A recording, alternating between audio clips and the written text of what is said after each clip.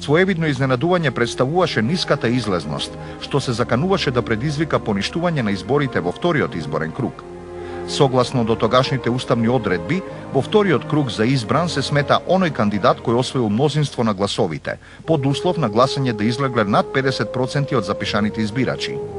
Пред последниве избори, оваа уставна одредба беше променета, а цензусот спуштен на 40%. Во секој случај ние сепак одржувавме во тој период еден нормален диалог се до моментот додека на практично последниот ден пред завршување на кампањата во петокот тој не излезе со своја колумна во Фокус и го повика членството на ВМРО-ДПМН да абдицира од изборите, да ги бойкотира, да не излезе и да не гласа.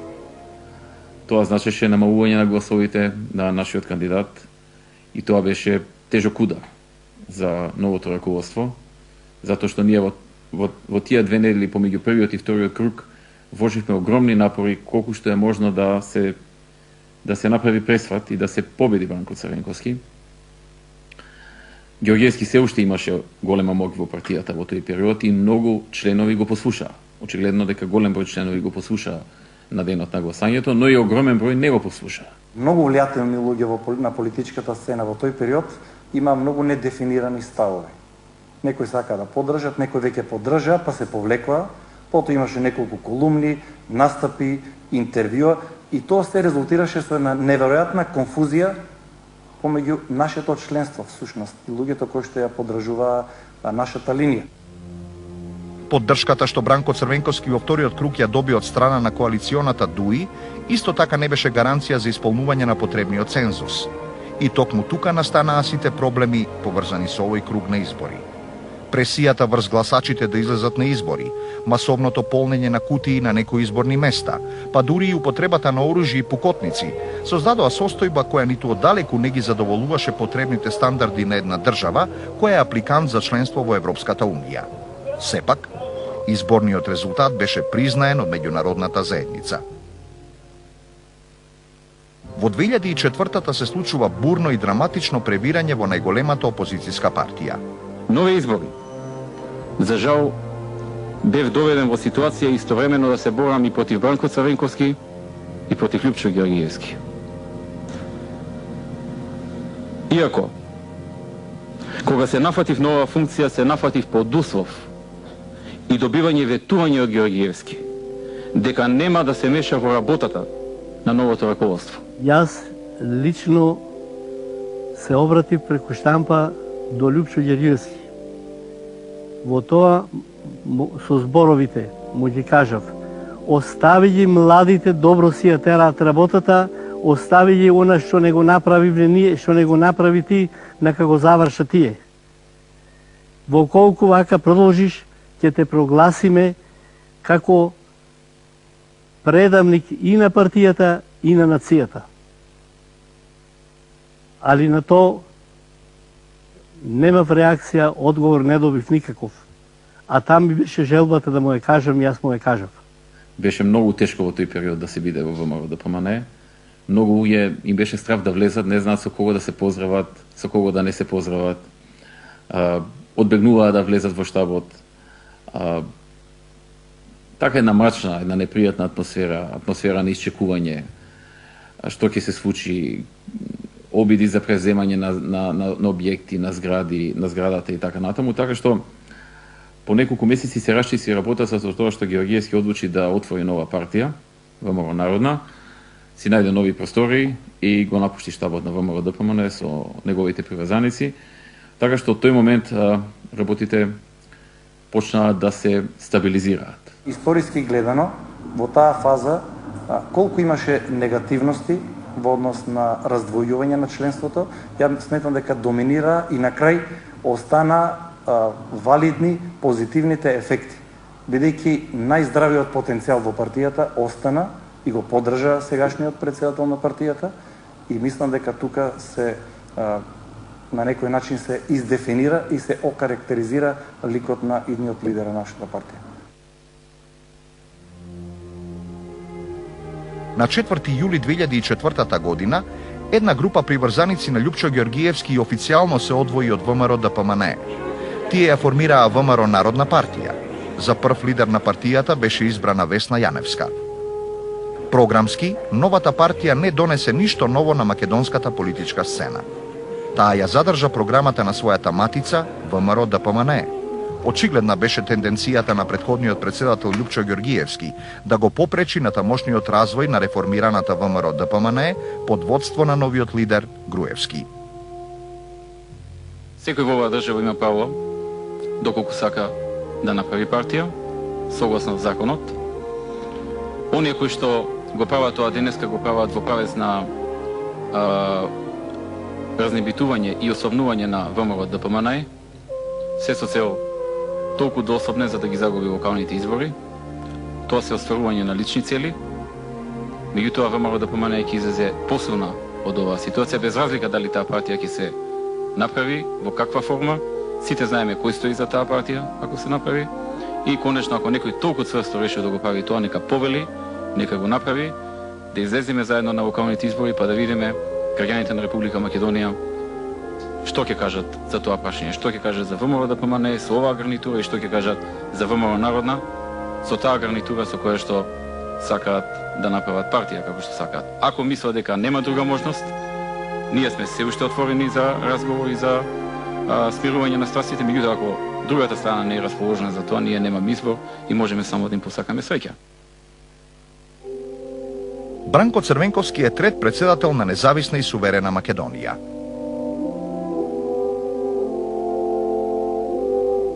Овој избор веднаш повлече промени, како во владата на Република Македонија, така и во Социјалдемократскиот сојуз. На местото премиер дојде до тогашниот министер за внатрешни работи Хари Костов, а изборот на нов председател на СДСМ беше пролонгиран се до крајот на ноември, кога на таа позиција дојде Владо Бучковски. За прв пат, со владата на Република Македонија не раководеше председателот на најголемата владина партија. Хари Костов воопшто не беше член на СДСМ и во своето експозе најави дека политиката на неговата влада воопшто нема да биде базирана врз социјалдемократски постулати, иако е мнозински поддржана од партии кои формално се дефинираат себеси како социјалдемократски. Новиот премиер Хари Костов пред Собранието на Македонија како нов мандатар за состав на влада на Република Македонија јасно стави до знаење дека предлог законот за територијална реорганизација на Република Македонија ќе влезе во собраниска процедура. Ова представуваше долевање на масло на ионака зовриената атмосфера, пренесена од минатата 2003 година. Сите опозициони партии, а пред се најголемата ВМРО ДПМНЕ, се спротивставија на овој предлог закон. За најголемата опозицијска партија предлогот не беше прифатлив, бидејќи критериумите по кои тој е изготвуван се политички. Нешто што на еден или друг начин го потврди и министерот за локална самоуправа Александар Гештаковски, кој бранејќи го законот, јасно изјави дека тој е изготвен од политичка коалицијска влада. Пакетот на закони за децентрализација, вклучувајќи го и законот за територијална организација, представува добра основа за процесот на децентрализација, бидејќи во основа нудат развој на локалната самоуправа, нудат подобри услуги, поквалитетни услуги, сопствени извори на приход и граѓаните да одлучува. Исто така сметаме дека владата, јас како министер, дека овој закон и целокупниот процес доведува до меѓуетнички соживот, до приближување на граѓаните.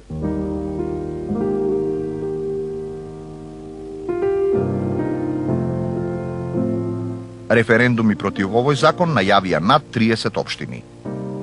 Дојде време кога на некој начин Црвенковски требаше да ги врати долговите за полнењето на кутиите.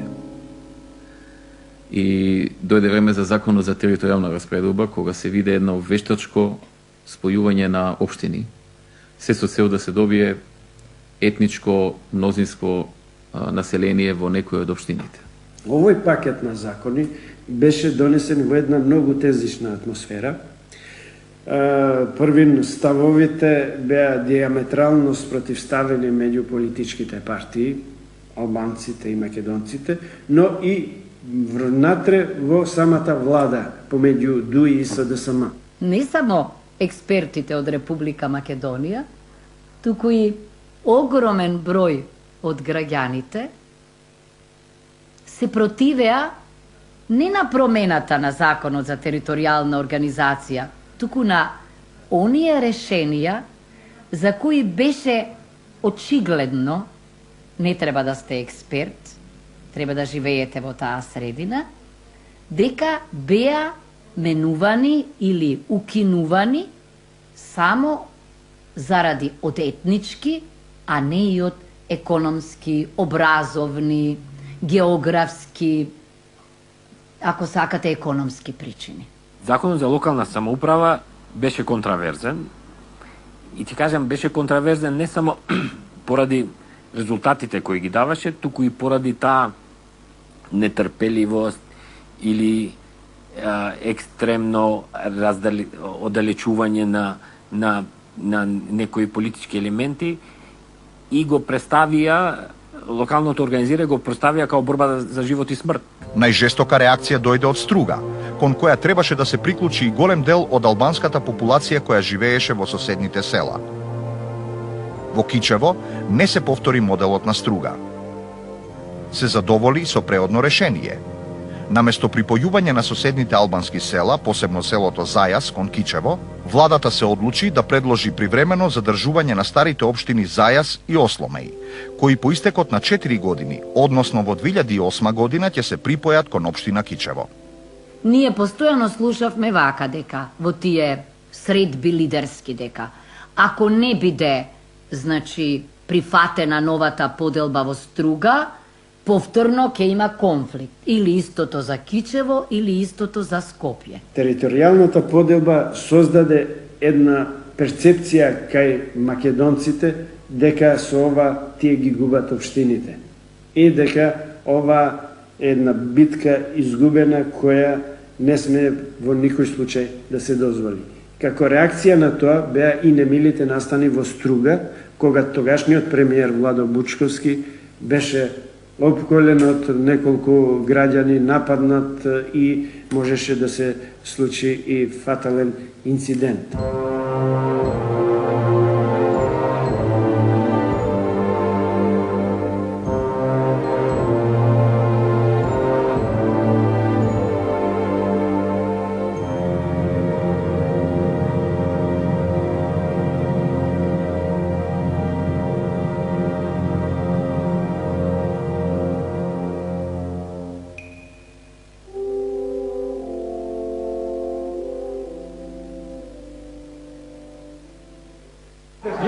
Јас сум приватник, ја го ранам.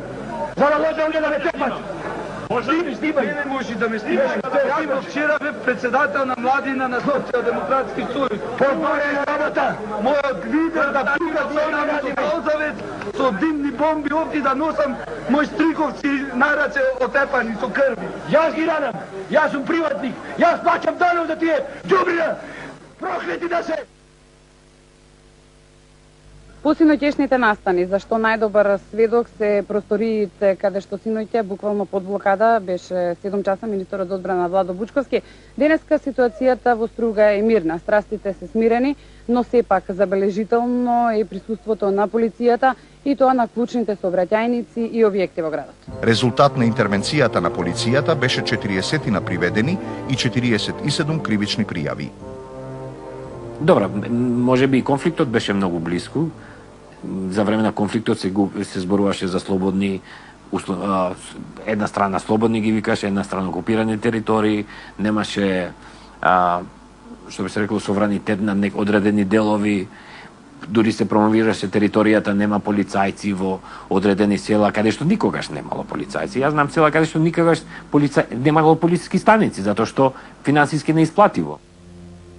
Како резултат на вжештената политичка ситуација во државата и нарушените меѓуетнички односи, се појави граѓанското движење на Македонија, невладина и непартиска организација, која имаше за цел да работи на подигање на свеста на македонските граѓани, а во функција на нивна поголема партиципација во политичкиот, но и вкупниот јавен живот. За председател на движењето беше избрана професорката Гордана Силјановска, а зад него како основачи се појавија голем број на интелектуалци, бизнисмени како и личности од јавниот живот. Ние мислиме дека на оваа земја е потребна демократска ренесанса, дека треба да им ја вратиме на граѓаните довербата во системот, во институциите, во демократијата.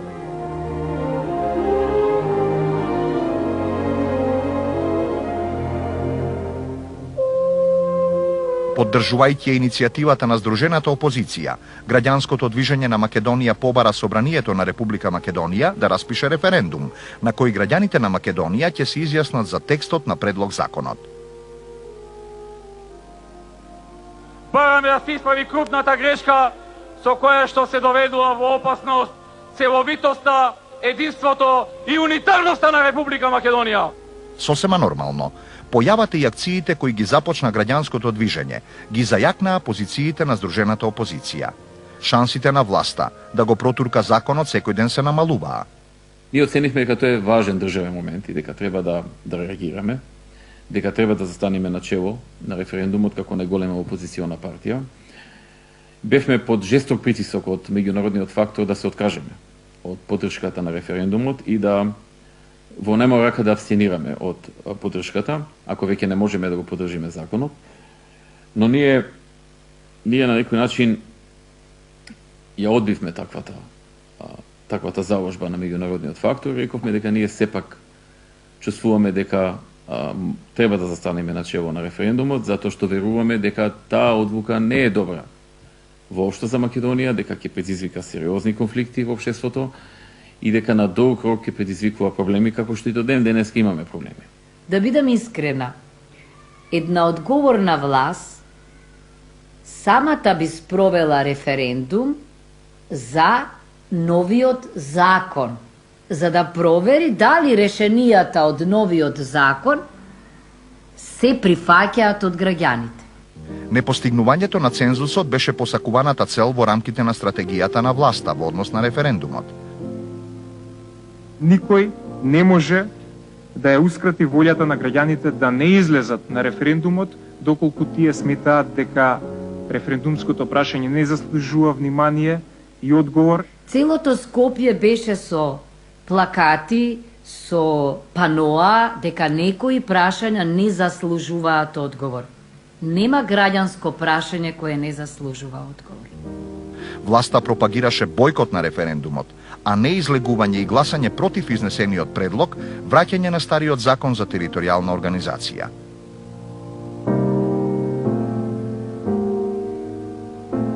На тој начин, фактички беше нарушена тајноста на гласањето.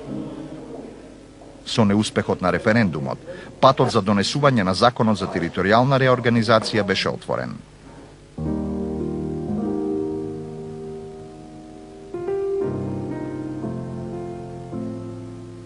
Почитувани граѓани, вечерва не е момент ниту на делби, ниту на поделби, ниту на разлики. Вечерва не е момент на различни партии, на различни националности и различни вери. Вечерва има само една партија, само една нација, само една вера. Република Македонија. Ова е една огромна работа, голем чекор за нашата земја. Значи напредок, просперитет, сигурност. Официјалното признавање од Вашингтон пристигна непосредно пред одржување на референдумот за законот за територијалната поделба. Во јавноста се наметна мислењето дека тоа е уште еден од обидите за притисок од надвор врз македонската јавност, која во големо мнозинство беше против проблематичниот закон. За стариот закон се изјаснија речиси 500.000 граѓани. И одговорот беше дека не е достигнат процентот од 50% од запишаните да излезат на гласањето. Резултатот беше позитивен за целиот тој процес на нова територијална поделба и добро заврши. Иначе ќе беше да завршеше лошо, ќе генерираше нови тензии, затоа што ќе се бараше кај стои проблемот во правниот систем. Ако вие можете да мајоризирате преку референдум, ќе се бараше решение да референдумите кои се однесуваат за прашања од интерес на немнозинските заедници се носат со дупло мнозинство. И тоа е најнормален след да се случеше да паднеше закон за територијална поделба поради референдумот. Сепак, Причините за ваквиот чекор на Вашингтон лежат во активностите на покојниот председател Трајковски и неговата ориентација за стратешко партнерство со САД. Сите знаеме кога се случи признавањето од страна на Соединетите Американски држави под нашето уставно име, но блискоста која тој имаше со председателот Буш, нивните телефонски разговори, уште повеќе посетите што ги правеа неговите советници, оние неформални советници кои беа поврзани со Републиканската партија, правеа да признавањето на Соединетите Американски држави под уставно име биде доведено до финална фаза и самото учество на председател Трајковски, неговите лобирања дадат резултат на тоа. Ние во председателот Буш имавме искрен и добар пријател. Ја мислам дека као резултат на поддршката која и Македонија ги даде врз борбата против меѓународниот тероризам, интервенцијата во Ирак, во Авганистан, нам ни обезбеди искрен и добар пријател. И тоа се случи веднаш на почетокот на вториот мандат на председателот Буш, каде што ние бевме признаени од Америка под уставното име.